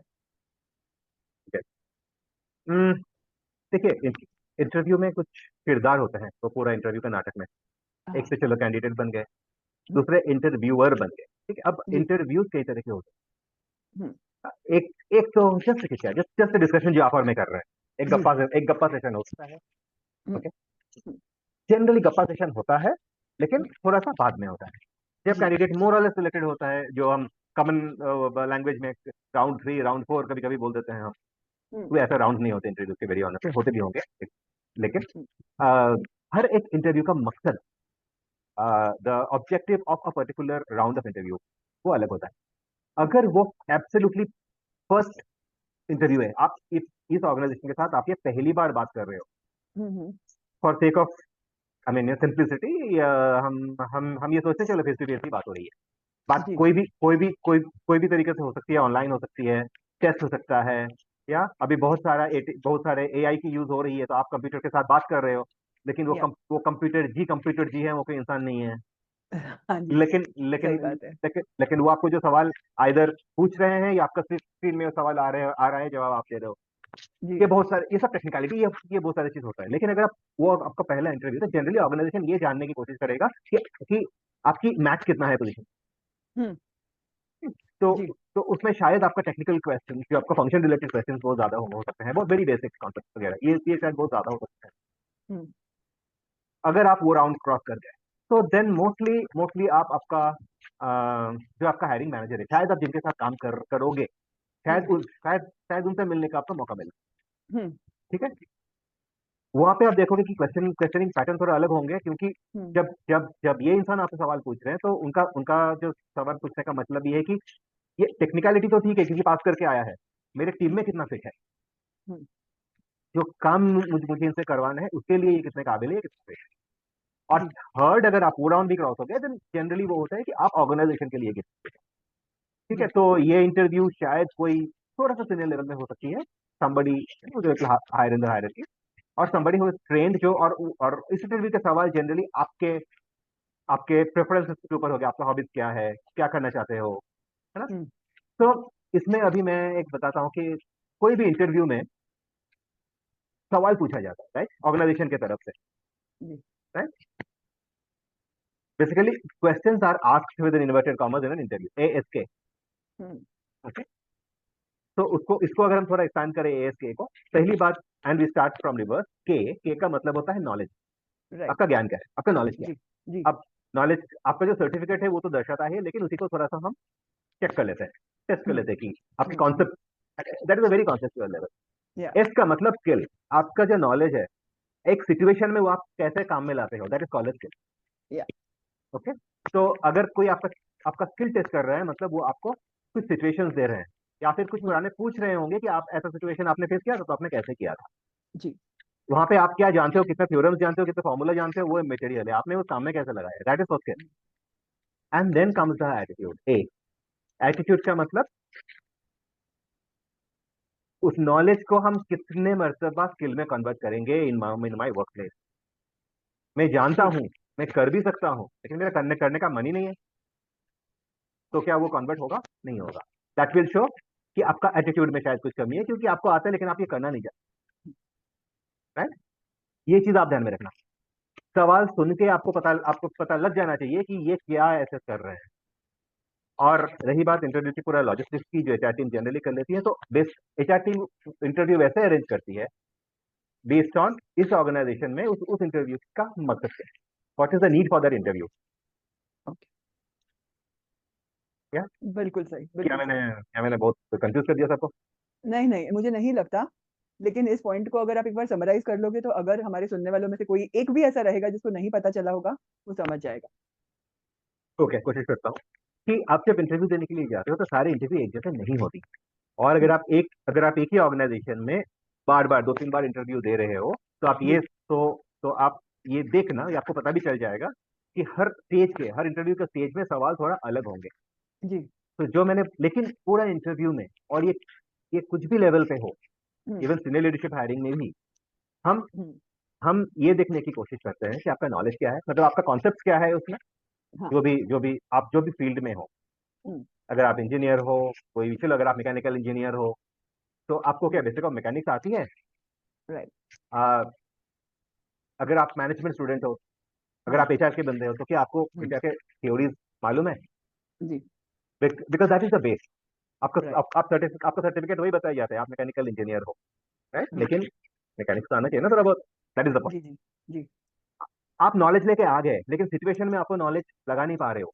हुँ, अगर मैं क्रिकेट के एग्जांपल दूं, तो आपको लॉन्ग शॉट या ऊंचा शॉट का बहुत अच्छा मारते हो, लेकिन हुँ, अगर आप हुँ, अगर एक स्लो बॉल में अगर आप ऐसे शॉट मारे, तो कैच तो हो ही जाओगे हाँ, ना। और ये तो और टी रोल्ड ट्वेंटी, आउट भी हो जाओगे साथ में।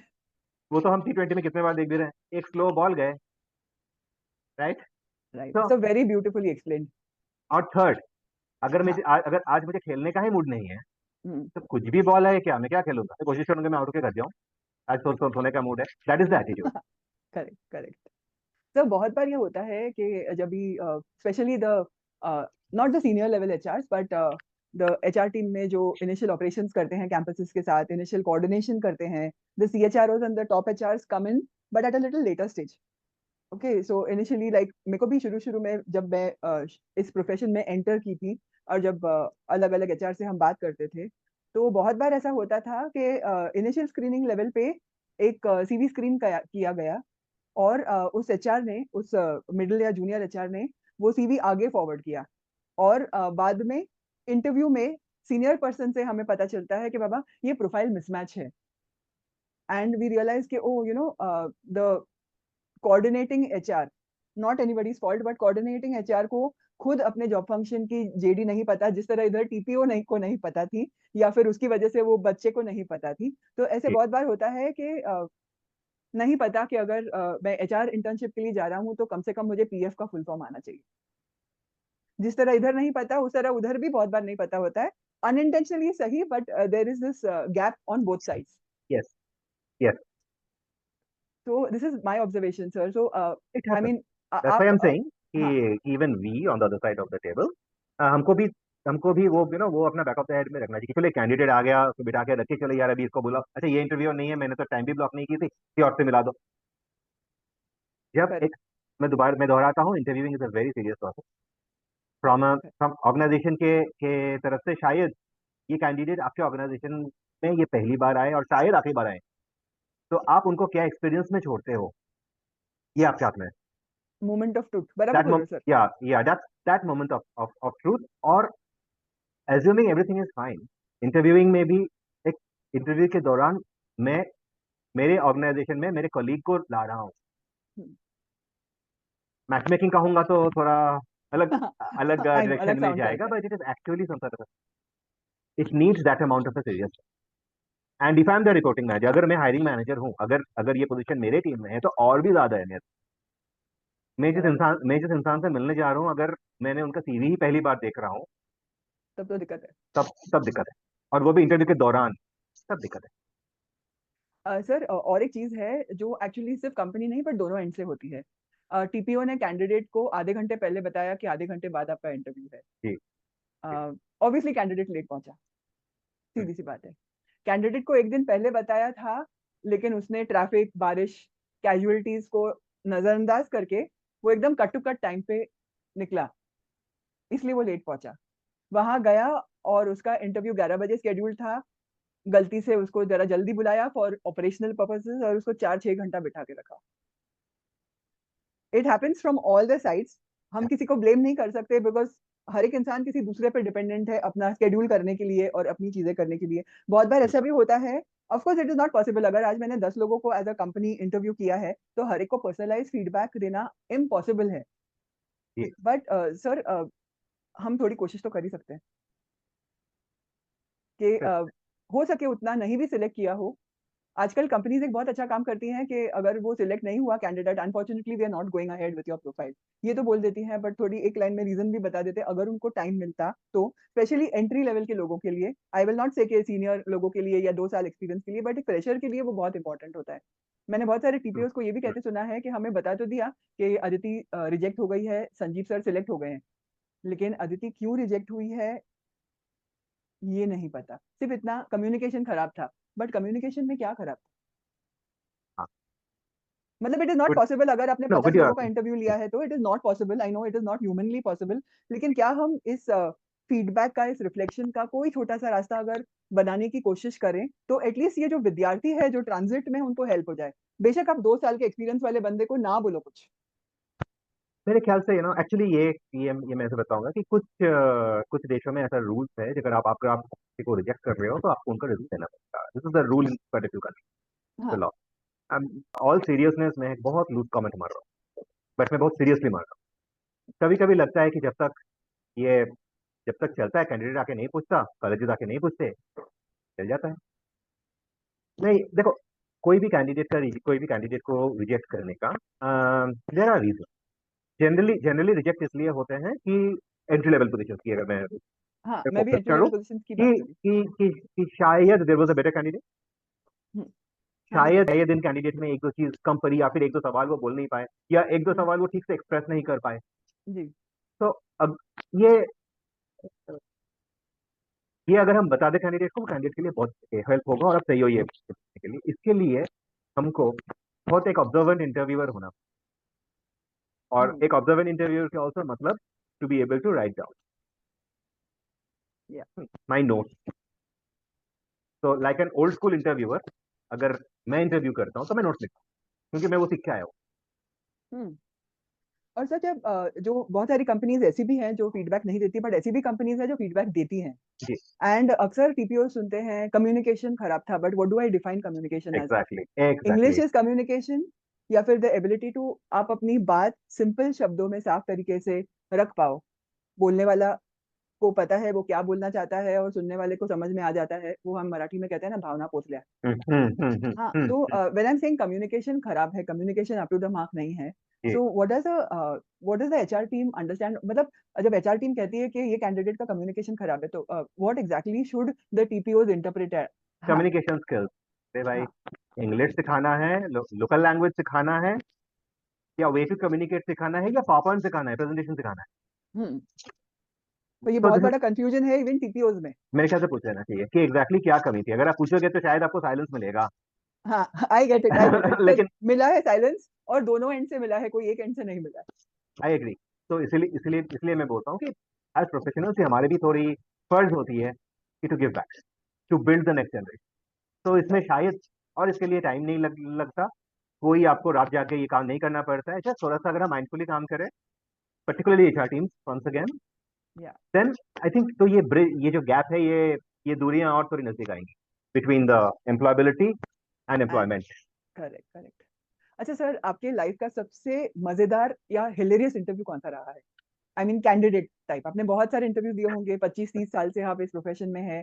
तो एक तो हमें बताइए कि सबसे हिलेरियस या हंसाने वाला कैंडिडेट। लाइक मेरी लाइफ में एक कैंडिडेट ऐसा आया था जो मैं कभी नहीं भूलूंगी।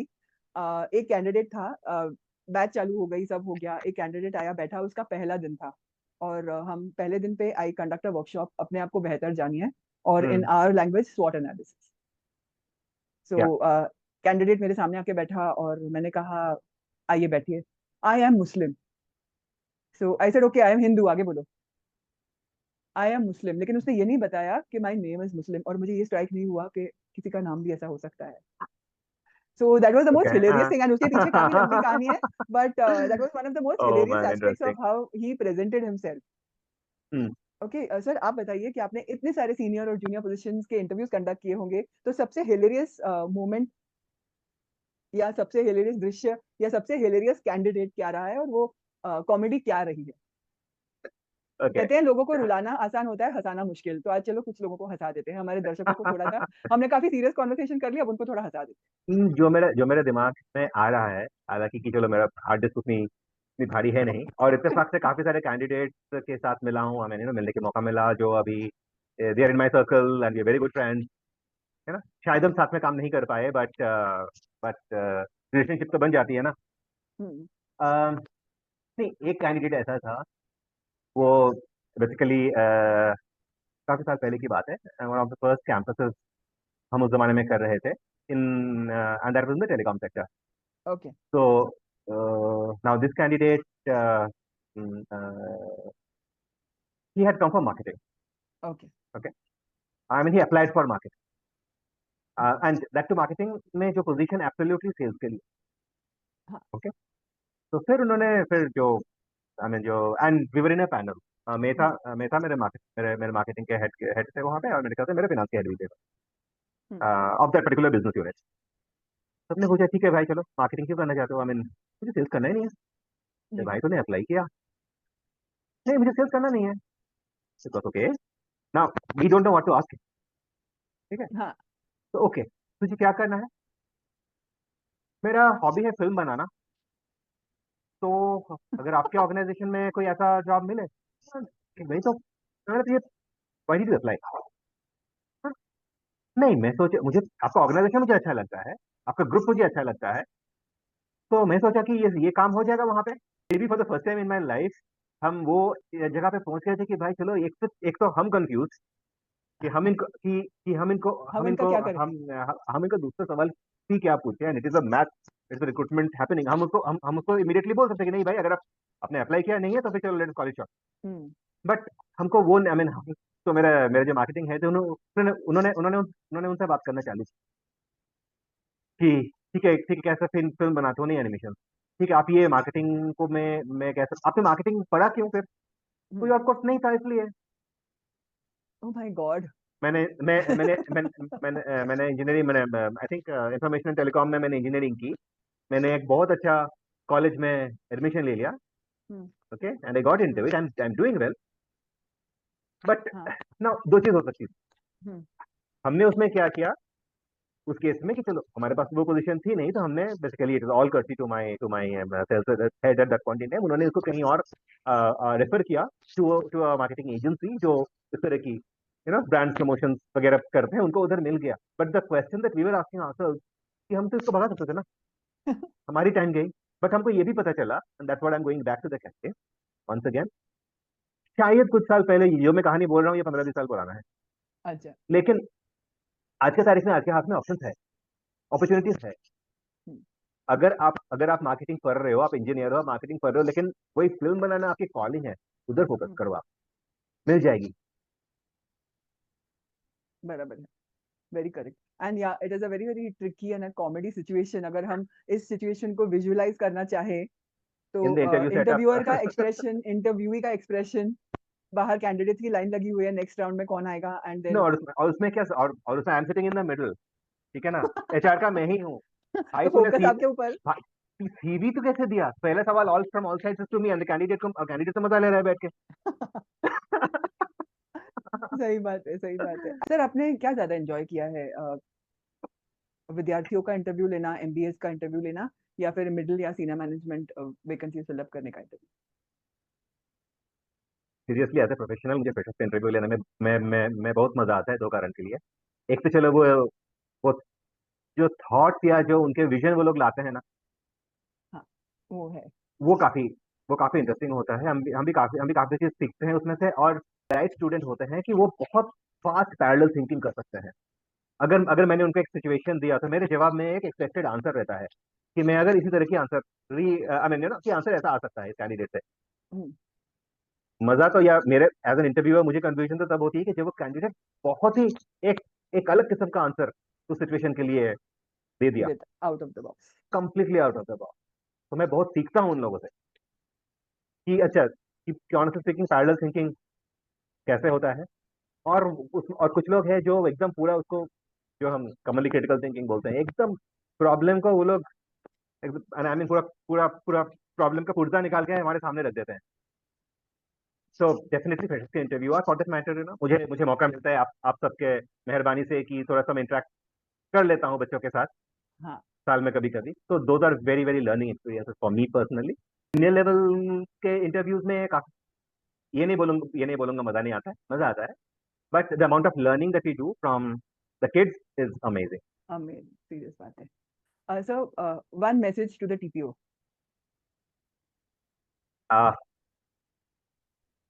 Just two words, stay relevant. One message to the candidate. Stay relevant. One message to the HR teams. Stay relevant. इसलिए मैं बोल रहा हूँ थोड़ा सा, I don't know how much doing for time, but then TPO के लिए please आप लोग ये जानिए कि कॉर्पोरेट को क्या चाहिए, और थोड़ा बच्चों को उस गाइड कीजिए। देखो चॉइस अल्टीमेटली बच्चों की होगी, उनको ये करना है या वो करना है। मैं ये नहीं बोल रहा हूँ कि आप उनको इसके काबिल बना दो, नहीं, उनको आप सोचना सिखाओ, उनको आप डिसाइड करना सिखाओ। बच्चों के लिए जिंदगी आपकी, आपकी दोस्त की नहीं, कंपेयर मत करो। शुरू आप शायद एक प्लेन में करोगे, एक साल बाद आपकी जिंदगी की कहानी, प्रोफेशनल जिंदगी की, पर्सनल तो हो ही सकता है, मैं प्रोफेशनल की बात कर रहा हूँ, आपकी इंक्रीमेंट, आपका जॉब रोल आपके दोस्तों से अलग होगा। Take this from me. Correct. 20 20 साल बाद तो आप लोग एब्सोल्युटली अलग अलग जगहों पे रहोगे। ऐसा, गलत इंसान। हाँ। हाँ, ऐसा ऐसा नहीं कि मेरा सैलरी, उसका सैलरी ऐसा है तो इसलिए मेरा भी फर्स्ट जॉब में सैलरी ऐसा ही होना चाहिए। होता नहीं हो, अगर होता भी है तो अगले साल ये नहीं होगा, ये अपना ध्यान में रखो। और दूसरी बात, थोड़ी सी धीरज रखो भाई, ये लंबी कहानी है, ये T20 नहीं है। एब्सोल्युटली। जिंदगी एक लंबी रेस की है। HR team, once again, the candidate का एस्पिरेशन और मार्केट रियलिटी, ये मैच कराने का आई थिंक थोड़ा सा जिम्मेदारी हम पे भी आती है। और हमारे हमारी ऑर्गेनाइजेशन की जो रियलिटी है, ये कैंडिडेट तक पहुंचाने का रिस्पॉन्सिबिलिटी तो हमारी ही है। तो ये काम शायद थोड़ा सा हमको डर तो रेडी हमने रेडी एब्सोल्यूट रेडी होके हम भी नहीं आए थे, आज के बच्चे भी नहीं आ रहे। गैप ब्रिज करेक्ट, कैसे करें, रिस्पॉन्सिबिलिटी हमारी। हाँ, शायद हम दोनों की, कुछ अपने आप से और कुछ साथ साथ। बिल्कुल। एक मैसेज जो आप कॉलेज को देना चाहोगे और एक मैसेज जो आप ऑर्गेनाइजेशंस को देना चाहोगे, और एक हम्म, फाइनल मैसेज जो आप सोसाइटी एट लार्ज को देना चाहोगे या पेरेंट्स को देना चाहोगे। भाई मैं भी पेरेंट हूँ तो हाँ, तो चलिए मैं कहूंगी एक कुछ मैसेज जो आप अपने आप को देना चाहोगे। कॉलेजेस को इन पर्टिकुलर की अ, वही है कि हमारे कोर्सेज में आज आज भी रेलेवेंस की बहुत कमी होती है। हमारे कोर्सेज में भी उस पर्टिकुलर पॉइंट पे तो सर मेरे को लगता है हमारा और एक शो हो जाएगा। शायद शायद या शायद। और मैं और एक चीज बताऊंगा, या और ये चीज मैंने मेरे देश में देखा है। ये बाहर शायद उतना उतना आई मीन मैं इसकी इंपॉर्टेंस ना भी दूं जो मैं बोलने जा रहा हूँ। जो भी केस स्टडीज हम करते हैं ना, all are non Indian. Why? जो भी हम रेफरेंस पॉइंट लाते हैं, हैप्पीनेस इंडेक्स का है, हाँ और सर, आवर एंगेजमेंट बेगानी इंडेक्स। शादी में अब्दुल्ला दीवाना टाइप्स। या आई गेट इट। मेरे ख्याल से मेरी गुजारिश सारे अकेडमी से ऐसा है कि भाई केस स्टडीज आप बनाओ ना। हमारे देश में, हमारे आसपास में इतनी तरक्की हो रही है, इतने नई चीजें हो रही हैं, बट तो ये हम हमारे बच्चे को नहीं बताएंगे तो कौन बताएगा। करेक्ट। और शायद और आज के तारीख में सबसे ज्यादा जॉब अपॉर्चुनिटीज अगर मैं बोलूँ, या टैलेंट की रिक्वायरमेंट अगर मैं बोलूँ, एमएसएमईज में है, वो स्टार्टअप्स हमारे में है। देश में, हाँ हाँ, हमारे देश स्टार्टअप्स में है। दूसरे, और that to sectors like industrial sectors जो है उसमें है। एग्रो सेक्टर में टैलेंट की बहुत कमी हो रही है। में। एचआर में तो है ही, आई मीन एचआर में छोड़ो, आई मीन मैन्युफैक्चरिंग में तो है ही। मैं कभी कभी ये मजाक में बोलता हूँ, बट ये थोड़ा दर्दनाक कहानी है कि अगर मैं कुछ कैंपस में जा रहा हूँ और अगर मैं बोलता हूँ कि मैं मैन्युफैक्चरिंग में हूँ, तो वहां पे तो आधा गायब, क्योंकि लोगों को शायद आईटी में जाना है। हाँ बट आज का growth is in manufacturing, is in the industries, right? Second, और अगर मैं बोलूँ कि मैं सस्टेनेबिलिटी से बिलोंग करता हूँ एंड प्राउडली, तब तो शायद रूम में मैं और टीपीओ खड़े हैं, और मे be the student coordinator. That is it. Sir, बहुत सारे विद्यार्थियों के लिए वो ईओ वाला प्रोफेशन नहीं है, बिकॉज उसकी अवेयरनेस जितनी होनी चाहिए उतनी नहीं। मैं जस्ट जस्ट आई थिंक ये थोड़ी देर पहले शिवम को यही बोल रहा था। पिछले 2-3 साल देख लो, आईटीईएस में क्या हो रहा है। डी correct. Growth, people are losing job, whatever या may be the reason, right wrong. Growth कहाँ पे हो रही है? तो क्या जो जो सेक्टर श्रिंक हो रहा है मैं वहां पे जाऊं, या जो सेक्टर बढ़ रहा है मुझे उधर फोकस होना चाहिए? चॉइस आपकी है ना। करेक्ट। तो आई थिंक कॉलेज कॉर्पोरेट से, हम ऑर्गेनाइजेशन से, हम एकेडमी की तरफ जरूर देखते रहते हैं कि भाई थोड़ा केस स्टडीज तो बने, हमको उनसे सीखना है। एकेडमिया में नया क्या हो रहा है, कौन सी टेक्नोलॉजी आ रही है वगैरह। टेक्नोलॉजी का यूज कैसे हो सकता है वो हम आपको बता सकते हैं, लेकिन आप आओ तो हमारे पास। करेक्ट। तो हाँ, it is yeah, both the ends. Coming on to the parents once again, society. Society, the parents, बच्चे हमारे हैं, ख्वाहिश हमारी है बिल्कुल, लेकिन जिंदगी तो उसकी है ना। तो उनको उनको जो डिसाइड करना है अपने जिंदगी के लिए, तो वो करने दो। एज पेरेंट्स हम हेल्प कर सकते हैं। And please, we also need to understand, ये बहुत आसान भी है मेरे लिए बोलना, और कभी कभी ये थोड़ा सा रियलिटी भी ये करती है कि I mean I have two team, one is going to college this year, the other one will go in 2 years। लेकिन ये हो जाते हैं तो चॉइस उनकी होनी, जिंदगी उनकी है। एब्सोल्युटली। क्या एब्सोल्युटली। बनना है, अगर हम हमारे तरफ से उनको जितना हेल्प करना सकते हैं हम वो करें। मैं और एक चीज बोलूंगा, बच्चे को छोटे से ही अगर कहीं पे गिर जाते हैं ना, तो थोड़ा सा वो दर्द महसूस करने दो, 100%। बाद में काम आता है। बहुत और सच जिंदगी बोला। में होंगे। सच बोला, सच बोला। आप उनको जिस कॉलेजेस में देखना चाहते थे शायद वो ना जा पाया हो, किसी भी कारणवश, किसी भी कारण। जिंदगी सच में। खत्म नहीं हुई ना। मैं तो वही बोल रहा हूँ ना, मैं डॉक्टर नहीं बन पाया बाबा, आपके साथ बात कर रहा हूँ। करेक्ट। एग्जैक्टली। एक बहुत ही फेमस लेखिका है, उसने अपनी बुक के बिगनिंग में 2002 की रिलीज है, जहां पर उसने अपनी ओपनिंग स्टेटमेंट अपनी किताब में की थी, that the road to success is always under construction. In Hindi if I translated, तरक्की कभी भी पूरी नहीं होती। हम कभी भी ये नहीं बोल सकते कि हाँ हमारी तरक्की हो गई है, क्योंकि तरक्की का रास्ता इज अ कंटिन्यूअस, वो चलता ही रहता है, चलता ही रहता है। या तो हम जगह ढूंढ रहे हैं जहां पर हम अपना तरक्की का रास्ता बनाएं, या फिर हमने जगह ढूंढ ली है और हम सोच रहे हैं कि ये रास्ता, ये जगह जो हमने ढूंढी है वो सही है, या हमें उस जगह को बदलना चाहिए या दूसरी ढूंढनी चाहिए। या फिर हमने डिसाइड कर लिया है कि हाँ यही एक वो प्लेटफॉर्म है जहां पर हम अपनी तरक्की को अ, एक शुरुआत दे सकते हैं और उस रोड को कंस्ट्रक्ट कर सकते हैं।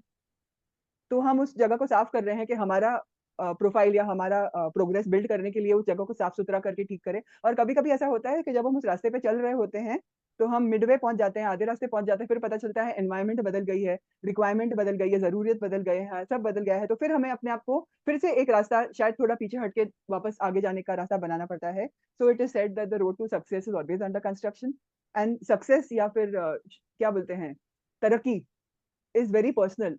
माई डेफिनेशन, मेरी सक्सेस की डेफिनेशन आपकी सक्सेस की डेफिनेशन अलग होगी। तो वो कहती हैं success is as personal as a toothbrush. I have some questions from students. मेरे पास बच्चों ने कुछ सवाल दिए हुए हैं। When I told them कि हम ये conversation करने वाले हैं, तो they were all very excited. And जिन बच्चों की मैं बात कर रही हूँ सर, ये मेरे पर्सनल क्लाइंट्स या बच्चे भी हैं जिनको मैं कोचिंग करती हूँ, और ये मेरे प्रीवियस ऑर्गेनाइजेशंस के बच्चे भी हैं जहाँ पर मैं काम करती थी और करती हूँ। तो sir, worst interview answer you ever got? I know it. Okay. One skill you feel candidates fake about the most? जो शायद सबसे जरूरी है उस अ, उस अ, अ, उस जॉब प्रोफाइल के लिए, एक तो ये प्रोजेक्ट का लीड नहीं कर रहा था, क्योंकि ओके। दूसरे दूसरे मैं इसलिए बोल रहा हूँ, मुझे मुझे ये इसलिए लगता है कि ये शायद सबसे बड़ा फेकू जवाब है, क्योंकि हाँ। आप दूसरे सवाल पूछोगे तो ये कितना इसका ट्रुथ आ जाती है बाहर इमीडिएटली। अच्छा sir, if as an HR professional आप अपने साथ एक लाई डिटेक्टर रख सकते थे, तो आप कौन से सवाल का जवाब सुनने से पहले वो लाई डिटेक्टर यूज करते? इसी सवाल पे क्या ओके। किया वो बताओ। अच्छा sir, one red flag that you spot in first 5 seconds of the interview? May be candidate का seriousness for the interview. Okay sir, 3 questions है, एक सेगमेंट जिसको हम अगली वाली कहते हैं, जिसका नाम है करियर ज्ञान विद एचआर। हालांकि आपने हमेशा प्रैक्टिकल इनपुट्स और प्रैक्टिकल वैल्यू दी है, बट इस सेगमेंट को हमने करियर ज्ञान विद एचआर का टाइटल दिया है। सर, वर्क लाइफ बैलेंस के बारे में आप क्या कहना चाहेंगे? Work is life and life is work, it is balanced anyway. Okay. Alright. अगर अगर आप वर्क को एज अ वर्क नहीं ले रहे हो, अगर आप कोई भी काम है जो जो काम आपने चुना, आप उसको अगर अपना ही आई मीन उस काम को अगर आप अपनाते हो, तो वो वर्क वर्क नहीं होती, तो जिंदगी का एक हिस्सा बन जाए। और सिमिलरली वर्क और लाइफ का बैलेंस घड़ी पकड़ के नहीं होता। ओके। अगर मेरे पास कोई हॉबी नहीं है तो मैं रिज्यूमे में क्या लिखूं? वो और भी हॉबी नहीं है। लिखना कितना जरूरी है? हॉबी लिखना इसलिए थोड़ा जरूरी हो जाए, ओके हॉबी नहीं है तो इंटरेस्ट तो होगा। कुछ चीजों पे तो हमारी आई मीन कुछ चीजों पे तो हम ज्यादा टाइम शायद स्पेंड करते रहते रहेंगे, कुछ और पे। लाइक फॉर एग्जाम्पल, अगर मुझे चाय पीना पसंद है तो चलो दिन में तो मैं कम से कम 4-5 कप चाय पीऊँ, शायद 1 कप कॉफी पी लूँ कभी कभी, तो वो लिखो ना। वो वो लिखने की जरूरत इसलिए होती है कि ताकि ऑर्गेनाइजेशन भी आपको as a person, as a candidate, as a human being आपके इंसानियत को पहचाने। ओके। सर, एक बहुत इंपॉर्टेंट सेगमेंट होता है एप्लीकेशन फॉर्म का, एक्सपेक्टेड सैलरी। सर, क्या लिखूं? आप जितना दोगे। नहीं, मजाक कर रहा हूँ मजाक कर रहा हूँ। ये बहुत serious question. I know, but थोड़ा तो हम लाइट तरीके से लेके नहीं, आते हैं ताकि हमारी मैसेज भी पहुंच जाए। ट्रू ट्रू ट्रू, इसलिए देखो, मैं तो टेबल के इस तरफ में बैठा हूँ ना, आप जब मुझे मिलने आओगे एज ए कैंडिडेट, आप तो टेबल को उस तरफ रहोगे। हाँ जी। तो इसीलिए अगर आप मुझे बोलो, मुझे जो देखना चाहिए आपके आपके उस पॉइंट में, जरूरी कि अगर आप मुझे बोलो कि आप जितना दोगे, तो मुझे तो खुशी सबसे बड़ी होगी। लेकिन लेकिन हम्म। वही है कि अगर आपकी जरूरत है एक पर्टिकुलर नंबर, वो आप बताओ, बात कर सकते हैं। ऐसा नहीं कि हम उसके ऊपर बात करेंगे नहीं, और वो पूरा एक टैबू है। हालांकि कभी कभी हमारे लिए टैबू बन जाता है सैलरी की बात करना। रे फ्रेशर है, कल का बच्चा कॉलेज से आया है, अभी तो सीखेगा, तो हम्म। अभी से इतना सैलरी मांग रहा है। वो आपके दिमाग में रखो, थोड़ा रिसर्च कर लो कि आपके जॉब में इसी तरह की कंपनी में कितना मिल सकती है, और इसके ऊपर आप खुला बात करो। कोई हिचकिचाहट करने की जरूरत नहीं है। करेक्ट, बहुत सही कहा सर आपने। एंड या एक एचआर का फेवरेट क्वेश्चन क्या होता है टेल मी इंटरव्यू अबाउट में योरसेल्फ। पूछने के लिए? Tell me about yourself, and what have you to say about अपने आप को आज से 5 साल बाद आप कहाँ देखते हो? ये क्वेश्चन की क्या अहमियत होती है? हाँ जी। और ये क्वेश्चन एचआर पूछते हैं, बट ये क्वेश्चन मेरे ख्याल से सबसे ज्यादा लाइन मैनेजर, क्योंकि उससे कैंडिडेट की थॉट, उसके करियर के ऊपर उसका क्या सोच है वो पता चलता है। और अगर हमने सीरियसली सोचा नहीं, हम्म, हाँ। ये क्या नाम है, ये सड़क हमें जहां ले जाएगा, रास्ता हमें जहां ले जाएगी, हम उसी से खुश है, ये भी एक चॉइस है। अगर वो चॉइस आपका है, वो आप बोलो कि वो रट के मत आना कि 5 साल बाद मैं अगर मार्केटिंग का हूँ तो 5 साल बाद मैं मुझे हेड बनना है, आप बनोगे भी नहीं। और और आपके सामने वाला डर भी जाएगा ये जवाब सुन के। तो थोड़ा आपको जो सही लगता है आप वो बताओ और रेलेवेंट लगता है। मैं सर्टिफिकेट का जुगाड़ कर सकती हूँ। पकड़े गए तो नौकरी चली जाएगी। अच्छा दीदी, अभी अभी आपने तो सवाल बहुत पूछ लिया मुझे, तो अभी मैं कुछ पूछ सकता हूँ आपसे? श्योर श्योर, मैं कोशिश करूंगी पूरा पूरा और सही सही जवाब देने की। ओके ठीक है, हम अभी वो ओथ टेकिंग सेरेमनी नहीं कर रहे हैं, लेकिन हाँ, लेकिन हमें आप पे पूरा भरोसा है। Thank you. As a TPO, hmm. आपका आपका केआरए बोलिए, केपीआई बोलिए, क्या होता है? नंबर ऑफ प्लेसमेंट या number of students who are gainfully placed? Sir, मेरी टीम के लिए द सेकेंड ऑप्शन, बट बहुत सारी कॉलेजेस के लिए first option. Okay.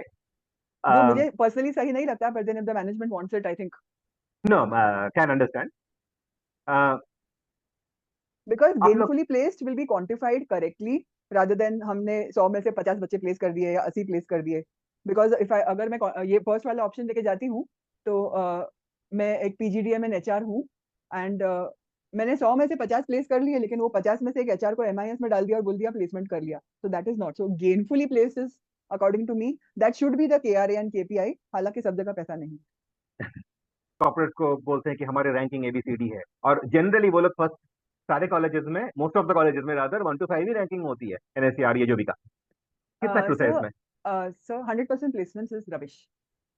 Admission counselling के लेवल वाली बात है, वहां से शुरू होके वो कहानी पता नहीं कौन कौन से ट्विस्ट एंड टर्न्स लेती है। 100% प्लेसमेंट्स, आई बिलीव, मेरे 15-20 साल के एक्सपीरियंस में इम्पॉसिबल।